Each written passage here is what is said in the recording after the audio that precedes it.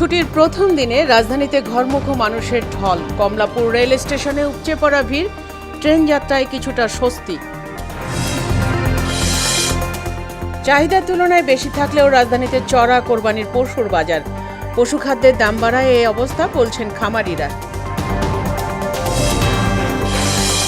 সৌদিতে পবিত্র হজের আনুষ্ঠানিকতা শুরু। লাব্বাইক আল্লাহুম্মা ধ্বনিতে মুখর মিনা প্রান্তর। শয়তানকে পাথর নিক্ষেপের মাধ্যমে শেষ হবে মঙ্গলবার।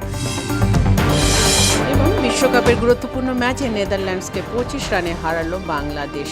জয়ের শীর্ষ 8-এর দৌড়ে এগিয়ে গেল টাইগাররা।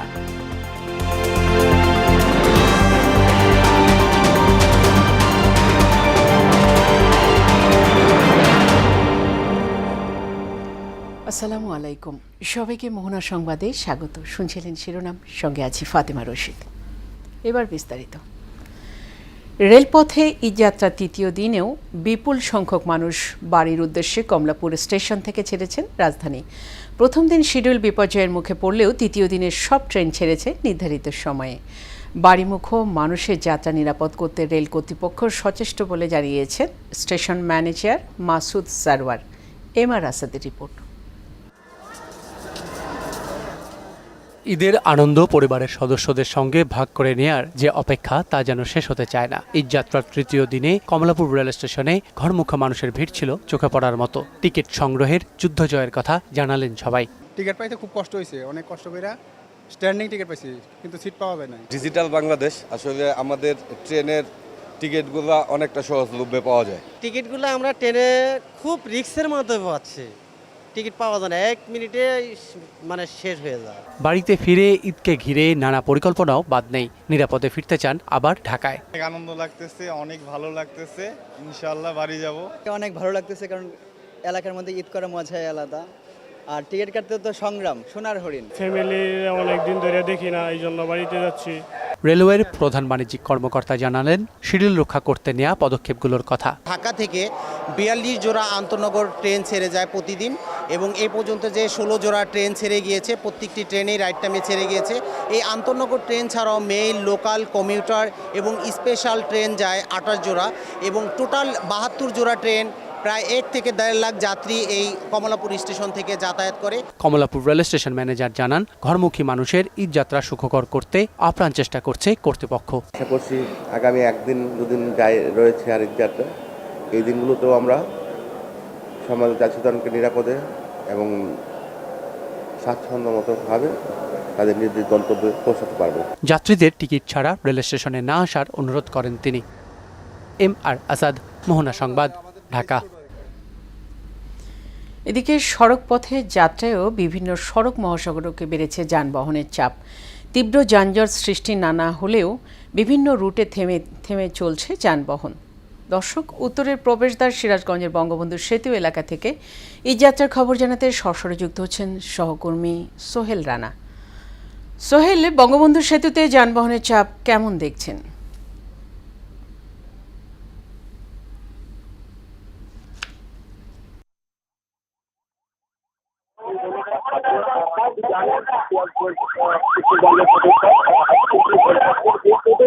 থেকে কিন্তু উত্তর এবং পশ্চিম অঞ্চলের 22টি জেলায় কিন্তু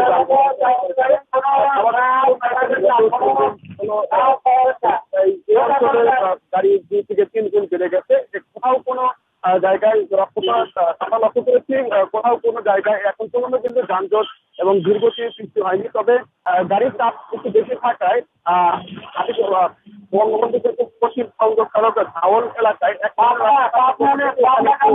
দুর্গতি লক্ষ্য করা যায়। এছাড়া সকাল থেকে বিভিন্ন অঞ্চলে যে তারা কিন্তু মানে ঈদযাত্রা যারা বাড়ি ফিরছে, তারা কিন্তু খুব সহজেই বাড়ি ফিরতে পারছে এবং কোনো ধরনের যানজট এবং ভোগান্তি ছাড়াই কিন্তু তারা বাড়ি ফিরছে। বিশেষ করে গণপরিবহন সহ এই অঞ্চলে ট্রাকে এবং প্রাইভেট কার এবং ব্যক্তিগত মোটর সাইকেল নিয়ে কিন্তু বেশিরভাগ লোকজন কিন্তু যাতায়াত করছে।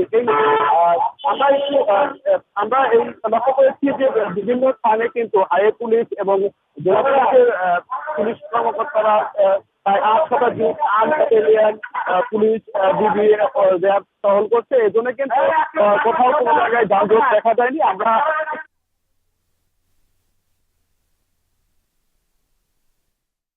সহযোগীদের সাথে আমরা একটু জানতে চাইবো যে কি অবস্থা মহাসড়ক। আমাদের মাননীয় police super Bogura reason Bogura মহোদয়ের নির্দেশনায় আমরা হাইওয়ে পুলিশ আমরা অনেক প্রস্তুতি গ্রহণ করেছি এবং আমরা ফিল্ডে রয়েছি। এখনো পর্যন্ত কোথাও কোনো প্রতিবন্ধকতা পরিলক্ষিত হয়নি। সকালে আগের থেকে রয়েছে কিন্তু কোথাও থেমে নাই, গাড়ির চলমান রয়েছে আমাদের এই হাতিপুর থানা এলাকায়। জি ধন্যবাদ। আপনি যেমনটি বলছিলেন যে শুনছিলেন যে হাতিপুর হাইওয়ে থানা ওয়ার্ড সাহেব কিন্তু বলছিলেন যে বেলা বাড়ার সাথে সাথে কিন্তু এই মহাসড়কে একটু যানজটে না থাকলেও গাড়ির চাপ কিন্তু অনেক। এই সিরাজগঞ্জে বঙ্গবন্ধু মহাসড়কে। সোহেল, আপনাকে ধন্যবাদ। এদিকে দক্ষিণবঙ্গের প্রবেশপথ বঙ্গবন্ধু এক্সপ্রেসের পদ্মা সেতুতে যানবাহনের চাপ বেড়েছে। ভোর থেকে যানবাহন চাপ বাড়তে থাকে বলে জানিয়েছে সেতু কর্তৃপক্ষ। যানবাহনের চাপ বেড়ে যাওয়ায় পদ্মা সেতুর টোল প্লাজায় যানবাহনগুলোকে টোল গ্রহণে কিছুটা সময় অপেক্ষা করতে হচ্ছে। এ কারণে সেতু এলাকায় যানবাহনের কিছুটা ধীর গতি রয়েছে। মাওয়া ট্রাফিক পুলিশের ইনচার্জ জিয়াউল ইসলাম জানান, রাতে পদ্মা সেতু সংলগ্ন ওয়েট স্কেলে পণ্যবাহী ট্রাক আটকে রাখায় ভোর থেকে মহাসড়কে যানবাহনের জটলা ছিল। এখন যান চলাচল শুরু হয় টোল প্লাজায়। টোল আদায়ে হিমশিম খাচ্ছে কর্তৃপক্ষ।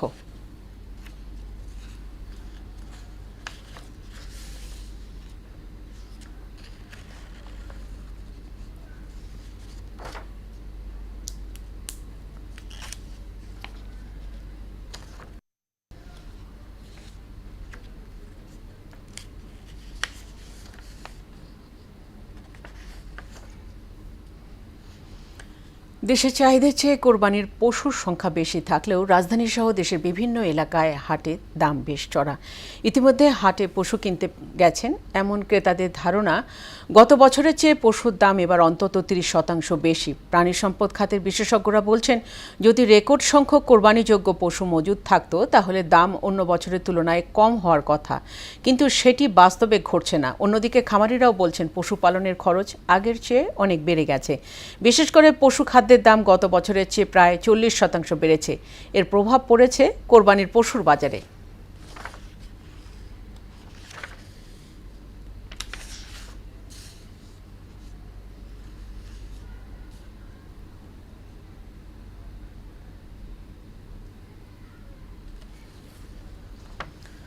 দর্শক, এ নিয়ে আরও জানাতে পদ্মা সেতু এলাকা থেকে সরাসরি যুক্ত হচ্ছেন সহকর্মী মোহাম্মদ সুজন। সুজন, পদ্মা সেতুতে যান চলাচলের অবস্থা কেমন দেখছেন?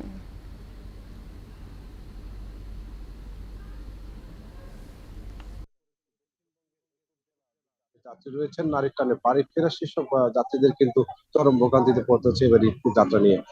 ঈদের যদি সার্বিক চিত্র বলি, গত 24 ঘন্টায় পদ্মা সেতুতে টোল আদায় হয়েছে 3 কোটি টাকার উপরে। বেলা বাড়ার সাথে সাথে কিন্তু আজ যে যাত্রীর চাপ, সেই চাপটি যদি আমি আপনাকে বলি, পদ্মা সেতু থেকে প্রায় 6 কিলোমিটার যে যানজট, সেই যানজট কিন্তু রয়েছে। বিগত সময় এত যে যানজট, সেই যানজট কিন্তু নেই বললেই ছিল আর কি। এই পদ্মা সেতু দক্ষিণবঙ্গের যে যাত্রীদের, সেই যাত্রীদের যদি আর আজকে সার্বিক চিত্র যদি বলি, যে অনেকেই কিন্তু ঢাকা ছেড়ে যাচ্ছে প্রিয়জনদের সাথে যে ঈদ করার জন্য, সেই ঈদকে উপভোগ করার মতো অতিরিক্ত ঘাটতি, পাশাপাশি কিন্তু যাত্রী যে চাপ, গাড়িতে কিন্তু সেই গাদাগাদি করে কিন্তু যাচ্ছেন, গন্তব্যে যাচ্ছেন যে প্রিয়জনদের সাথে ঈদ করার জন্য। সব বিষয়ে বলা যায় যে আমি কথা বলেছিলাম এখানকার যে দায়িত্বরত কর্মকর্তা রয়েছেন তাদের সাথে। তারা যেমনটি বলেছেন, যেহেতু ব্যক্তিগত গাড়ির পাশাপাশি রয়েছে বাস, ট্রাক, সেই সব কারণে কিন্তু যানজট কিছুটা বেশি রয়েছে। তারা যেমনটি বলছেন, যেহেতু এই যানজট নিরসনের জন্য কিন্তু যে দ্রুত সময় ব্যবস্থা করা যায়, সেই ব্যবস্থা কিন্তু কাজ করছে। অন্যদিকে সেতু কর্তৃপক্ষের সাথে কথা বলেছি, তারা যে মধ্যে যে বলেছেন, যেহেতু যে গাড়ির চার্জ, সেই চাপের কারণে কিন্তু ধীর গতিতে টোল আদায় হচ্ছে, যার কারণে এই চাপ রয়েছে। সব বিষয়ে বলা যায় যে পদ্মা সেতু যে টোল প্লাজা, সেই টোল প্লাজার কিন্তু এখনো 6 কিলোমিটার উপরে যানজট রয়েছে। তো এই ছিল পদ্মা সেতু টোল প্লাজার কাছ থেকে আমার কাছে সর্বশেষ পরিস্থিতি। সুজন, আপনাকে ধন্যবাদ। আন্তর্জাতিক প্রসঙ্গ। আজ শুরু হয়েছে পবিত্র হজের আনুষ্ঠানিকতা। মূলত মিনার উদ্দেশ্যে ইহরামের কাপড় পরে যাত্রার মধ্য দিয়ে শুরু হয় এই আনুষ্ঠানিকতা। হজ পালন করতে ধর্মপ্রাণ মুসলমানরা ইতিমধ্যে সৌদি আরবের মিনায় পৌঁছেছেন। বৃহস্পতিবার সন্ধ্যার পর থেকেই হাজিদের মিনায় নেওয়া হয়েছে। লাব্বাইক আল্লাহুম্মা লাব্বাইক ধ্বনিতে আজ মুখরিত হবে মিনার প্রান্তর। এবছর সারা বিশ্ব থেকে প্রায় 20 লাখ মুসল্লি হজ পালনে অংশ নিয়েছেন। এ পর্যন্ত বাংলাদেশ থেকে হজে গেছেন ৮২,৭৭২ জন। ৯ জিলহজ আরাফাতের ময়দানে হজের মূল পর্ব অনুষ্ঠিত হবে। আর আগামী মঙ্গলবার জামায়রায় শয়তানকে পাথর নিক্ষেপের মধ্য দিয়ে শেষ হবে 5 দিনের হজ কার্যক্রম। টি-20 বিশ্বকাপ প্রসঙ্গ।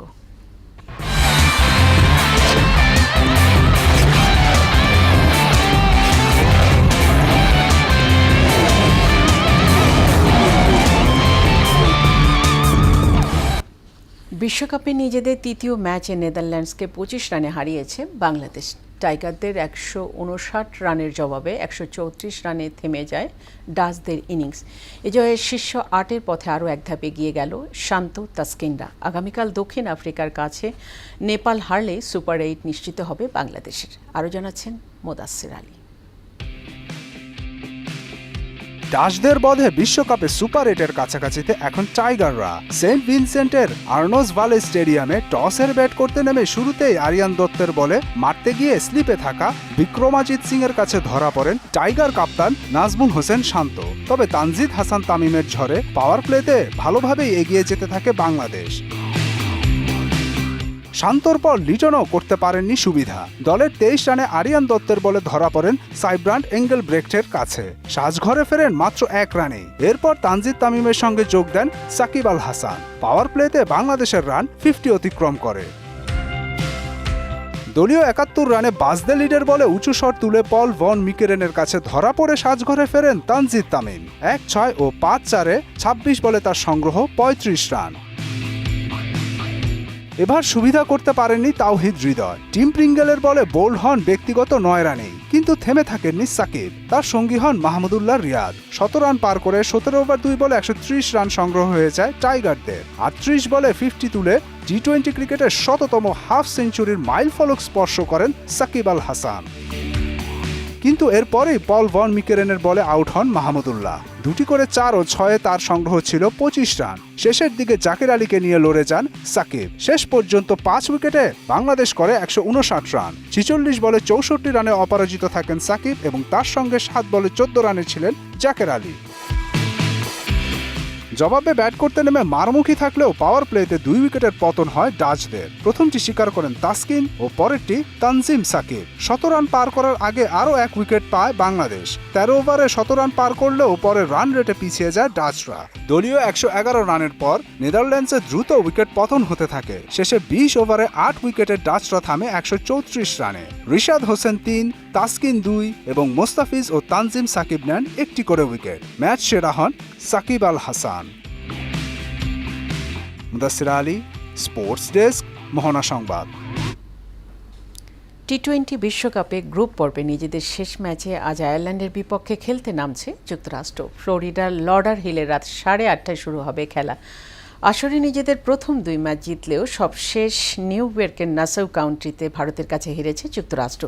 গ্রুপ টেবিলে 2 নম্বরে থাকলেও তাদের পরেই আছে পাকিস্তান। আজ আইরিশদের কাছে হারলে এবং এরপর পাকিস্তান জিতলে বাদ পড়ে যাবে মার্কিনিরা। তাই সুপার 8 নিশ্চিতে এই ম্যাচ জিততে যুক্তরাষ্ট্রকে। বিপরীতে আসরে 2 ম্যাচ খেলে কোনো জয় না পেয়ে তলানিতে আইরিশরা। সুপার 8-এ যেতে হলে বাকি 2টিতে বড় ব্যবধানে জিততে হবে তাদের।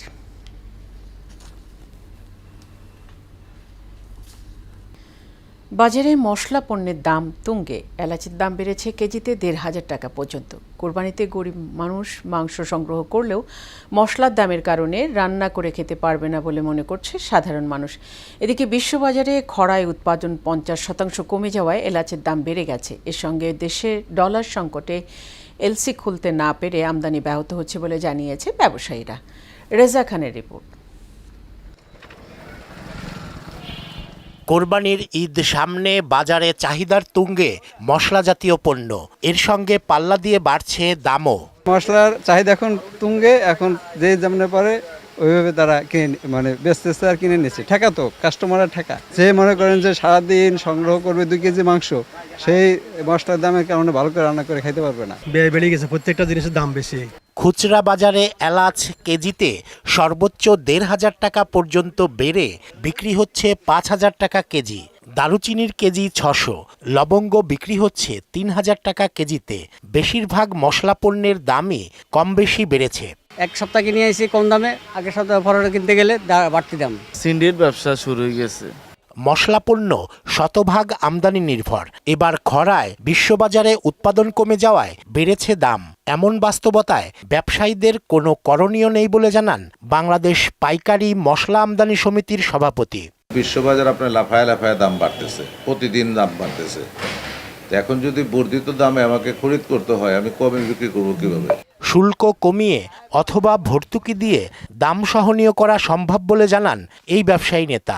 কমে বিক্রি করতে হলে সরকারকে আগে আসতে হবে, হয় ডিউটি কমায় দিতে হবে, না হয় আপনার অন্যরকম কোনো সাবসিডির ব্যবস্থা করতে হবে। এদিকে ঢাকার সবচেয়ে বড় পাইকারি মার্কেট মৌলভীবাজার ব্যবসায়ী সমিতির সভাপতি জানান, ডলারের অভাবে এলসি খুলতে না পেরে আমদানি কমে বাজারের ওপর চাপ পড়েছে। সরকারের ফান্ড ওই রকম বেশি নাই যে সরকার আমাদেরকে ঢালাওভাবে ডলার দিবে।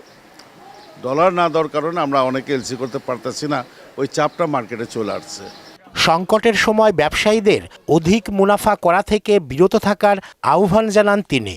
কোরবানির ঈদটাকে সামনে রেখে যাতে মুনাফা কম করে। রেজা খান, মোহনা সংবাদ, ঢাকা। কোরবানির ঈদে চট্টগ্রামে প্রায় ৪ লাখ পিস চামড়া সংগ্রহের লক্ষ্যমাত্রা নির্ধারণ করা হয়েছে, কিন্তু ন্যায্য দাম পাওয়া নিয়ে সংশয়ে পড়ে গিয়েছেন ব্যবসায়ীরা। ঢাকা ট্যানারিগুলোর কাছে বকেয়া পড়ে আছে কোটি কোটি টাকা। পাশাপাশি ব্যাংক ঋণের ব্যবস্থা না থাকায় ব্যবসায়ীদের বিনিয়োগ করতে হচ্ছে নিজেদের পুঁজি। এতে লোকসানে পড়ে এই ব্যবসা ছেড়ে দিয়েছেন অনেকে। চট্টগ্রাম ব্যুরো থেকে বেলাল হোসেনের ক্যামেরায় সুমন কুমারদের রিপোর্ট, জানাচ্ছেন তানজিদ ভুইয়া। দেশে কাঁচা চামড়া সরবরাহের ক্ষেত্রে গুরুত্বপূর্ণ ভূমিকা রাখে বন্দর নগরী চট্টগ্রামের ব্যবসায়ীরা। প্রতি বছর কুরবানির ঈদে শুধুমাত্র চট্টগ্রামের আড়তদারদের মাধ্যমে ৩ লাখ পিসের বেশি চামড়া ঢাকার ট্যানারিগুলোতে পাঠানো হয়। এর বাইরে গাউসিয়া কমিটি সহ বিভিন্ন হাত ঘুরে রাজধানীতে যায় আরও কয়েক লাখ পিস চামড়া। এসব চামড়া দিয়ে কোটি কোটি টাকা আয় করছে ঢাকার ট্যানারি মালিকরা।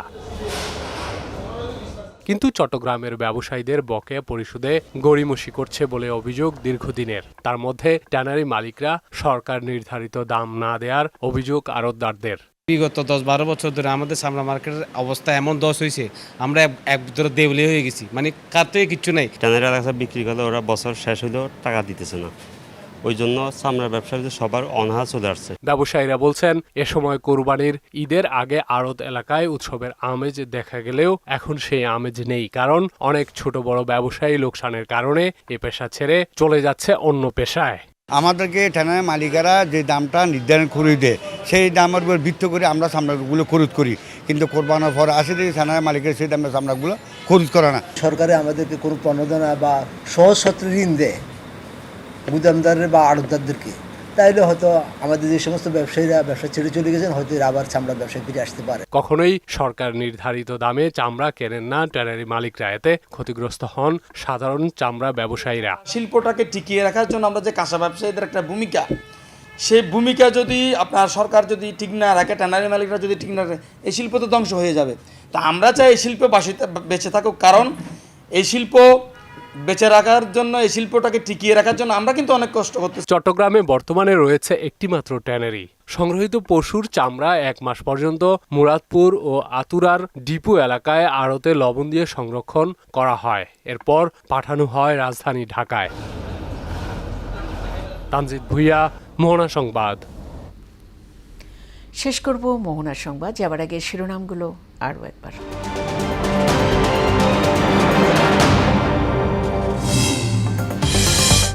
ঈদ ছুটির প্রথম দিনে রাজধানীতে ঘরমুখো মানুষের ঢল। কমলাপুর রেল স্টেশনে উপচে পড়া ভিড়, ট্রেন যাত্রায় কিছুটা স্বস্তি। চাহিদার তুলনায় বেশি থাকলেও রাজধানীতে চড়া কোরবানির পশুর বাজার। পশু খাদ্যের দাম বাড়ায় এই অবস্থা, বলছেন খামারিরা। সৌদিতে পবিত্র হজের আনুষ্ঠানিকতা শুরু। লাব্বাইক আল্লাহুম্মা ধ্বনিতে মুখর মিনা প্রান্তর। শয়তানকে পাথর নিক্ষেপের মাধ্যমে শেষ হবে মঙ্গলবার। এবং বিশ্বকাপের গুরুত্বপূর্ণ ম্যাচে নেদারল্যান্ডসকে 25 রানে হারালো বাংলাদেশ। এ জয়ে শীর্ষ 8-এর দৌড়ে এগিয়ে গেল টাইগাররা।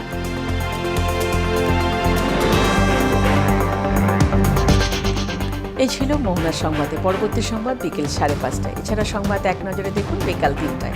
মোহনার সবশেষ খবর জানতে ভিজিট করুন www.mohana.tv। সংবাদ দেখতে পারেন ফেসবুক ও ইউটিউবে। এতক্ষণ সঙ্গে থাকার জন্য সবাইকে ধন্যবাদ।